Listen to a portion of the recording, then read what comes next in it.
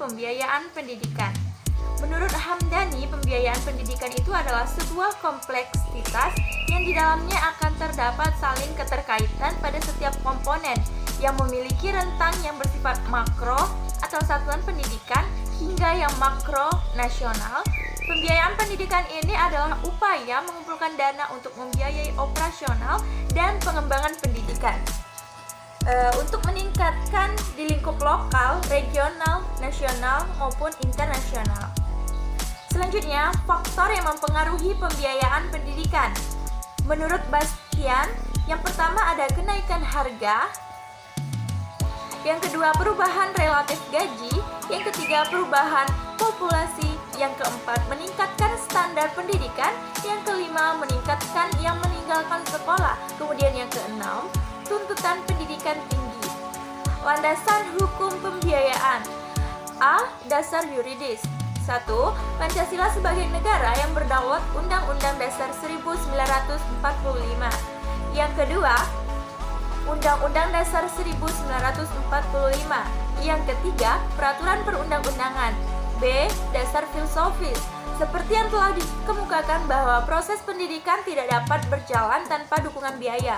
Nah, hal ini dikarenakan segala kegiatan yang dilakukan sekolah itu memerlukan dana. Hampir dapat dipastikan bahwa proses pendidikan tidak dapat berjalan tanpa dukungan biaya yang memadai. Kemudian sumber keuangan sekolah. Menurut Nanang Fathah, sumber keuangan sekolah yaitu yang pertama orang tua atau siswa, yang kedua pemerintah dan pemerintah pusat, yang ketiga pemilik sekolah atau yayasan. Kategori biaya pendidikan, biaya langsung dan tidak langsung, direct cost, biaya langsung, biaya masyarakat dan biaya pribadi, pendekatan biaya satuan pendidikan, pendekatan makro, mendasarkan perhitungan pada keseluruhan jumlah pengeluaran pendidikan yang diterima dari berbagai sumber dana.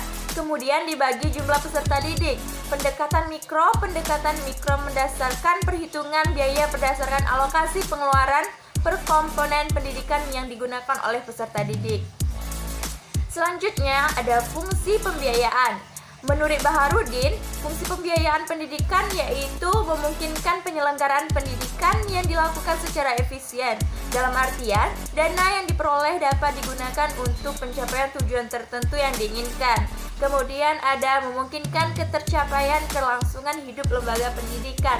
Dapat mencegah adanya kekeliruan, kebocoran, atau penyimpangan penggunaan dana dari rencana semula. Menggambarkan target-target yang akan dicapai sekolah atau madrasah. Selanjutnya, manajemen sarana dan prasarana.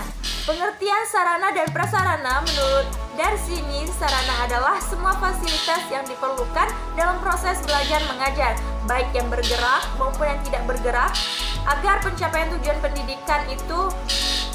Manajemen sarana dan prasarana itu adalah suatu kegiatan bagaimana mengatur dan mengelola sarana dan prasarana pendidikan secara efektif dan secara efisien dalam rangka pencapaian tujuan yang telah ditetapkan.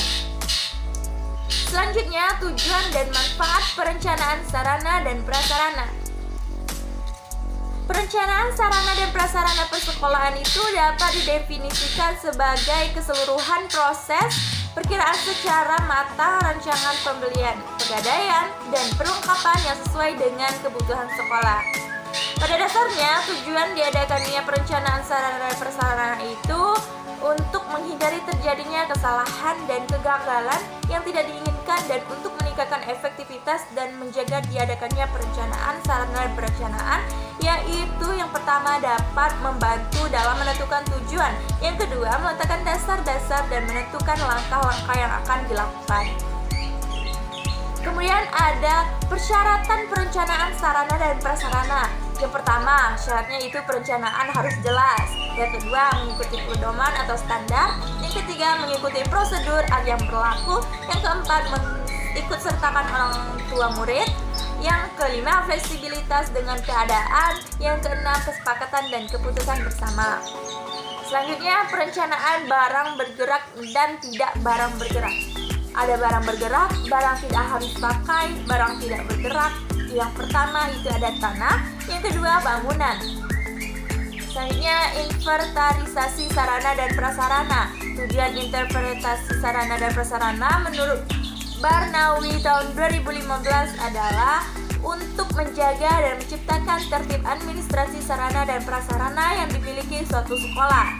Kemudian untuk menghemat keuangan sekolah baik dalam pengadaan maupun untuk pemeliharaan dan penghapusan sarana dan prasarana sekolah. Selanjutnya, pemeliharaan sarana dan prasarana. Yang pertama, untuk mengoptimalkan usia pakai peralatan. Yang kedua, untuk menjamin persiapan operasional peralatan.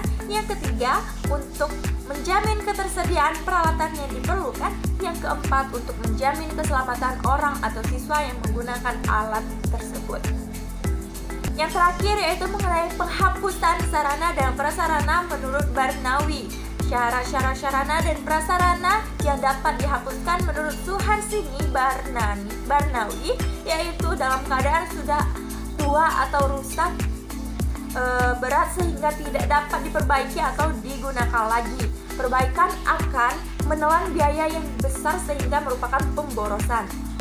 Jadi secara teknis dan ekonomis keuangannya tidak seimbang dan besarnya biaya pemeliharaan itu tidak sesuai lagi dengan kebutuhan masa kini. Penyusunan di luar kegiatan kekuasaan pengurusan kurang atau misalnya barang kimia. Demikianlah tadi penyampaian materi bab 10 yang dapat saya sampaikan. Mohon maaf apabila masih terdapat kekurangan dan kesalahan ataupun kekeliruan. Terima kasih. Wassalamualaikum